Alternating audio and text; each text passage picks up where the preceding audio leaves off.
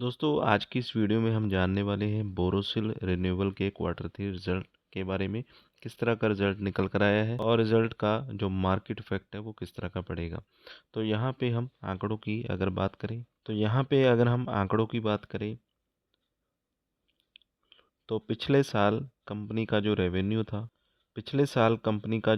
था जो कि यहाँ पे लैक्स में दिया गया है, मैं यहाँ पे आपको करोड्स में बता देता हूँ। 330 करोड़ के आसपास था।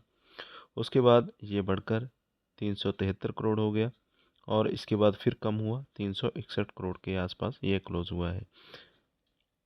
अगर हम ईयर बाय ईयर देखें तो एक अच्छी ग्रोथ यहाँ पे देखने को मिली है और क्वार्टर ऑन क्वार्टर बेसिस पे ये कम हुआ है, यानी कि यहाँ पे भी बढ़ता हुआ नज़र आया और इसके बाद ईयर बाय ईयर यहाँ पे ग्रोथ दिखी, लेकिन क्वार्टर ऑन बेसिस पे यहाँ पे रेवेन्यू कंपनी का कम हुआ है। साल दर साल अगर हम देखें तो 9% के आसपास का जो जंप है हमें रेवेन्यू में देखने को मिला। तो जितना कि मुझे याद है कि रिन्यूएबल सेक्टर की जितनी भी कंपनीज हैं सभी का जो रेवेन्यू है हमें बढ़ता हुआ ही नज़र आया, लेकिन यहाँ पे क्वार्टर ऑन बेसिस पे थोड़ा रेवेन्यू कम हुआ है, तो ये एक सरप्राइज़ वाली बात है।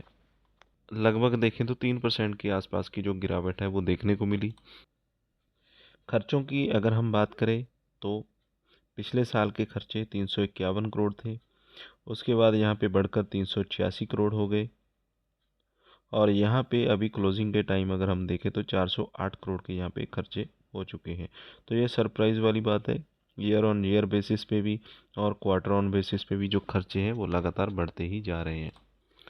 तो इन खर्चों के बढ़ने का अगर हम रीज़न जाने तो पिछले ईयर की बात करें तो कंपनी को यहाँ पे 14 करोड़ का प्रॉफिट हुआ था, उसके बाद 28 करोड़ का प्रॉफिट हुआ था और यहाँ पे देखें तो 4 करोड़ का लॉस होता हुआ हमें नज़र आ रहा है, यानी कि इन्वेंट्री में यहाँ पे देखें तो ये भी एक कारण है कंपनी के खर्चे बढ़ने का। और इस बार कोई फ़ायदा तो नहीं हुआ है, उल्टा कंपनी को 4 करोड़ का नुकसान हो चुका है।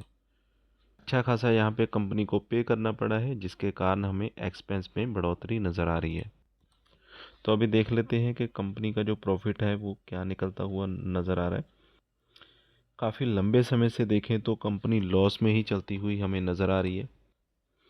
पिछले साल की बात करें तो कंपनी 15 करोड़ के लॉस पे चल रही थी, उसके बाद थोड़ा कम होकर 13 करोड़ का लॉस हो गया और उसके बाद सीधा जंप गया और 30 करोड़ के लॉस में यहाँ पे चल रही है, यानी कि लॉस ईयर बाय ईयर यहाँ पे बढ़ता हुआ हमें नज़र आ रहा है। क्वार्टर ऑन बेसिस पे भी यहाँ पे अच्छा खासा जंप लॉस ने दिया है, 130% का हमें क्वार्टर ऑन बेसिस पे भी लॉस होता हुआ नज़र आ रहा है।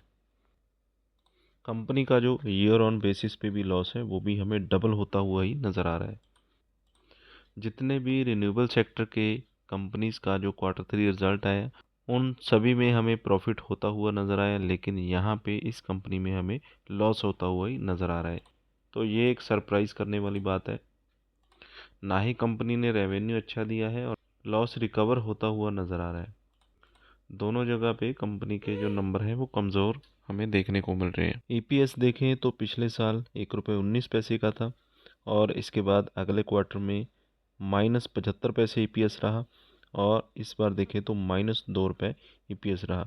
ओवरऑल अगर हम कंपनी के नंबर्स की बात करें तो नंबर्स बहुत ही कमज़ोर हमें नज़र आ रहे हैं।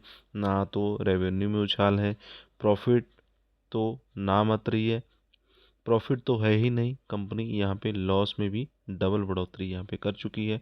तो ओवरऑल नंबर बहुत ही कमज़ोर है और आने वाले दिनों में इसका मार्केट के ऊपर क्या इफ़ेक्ट पड़ने वाला है ये हमें आने वाले दिनों में देखने को मिल जाएगा।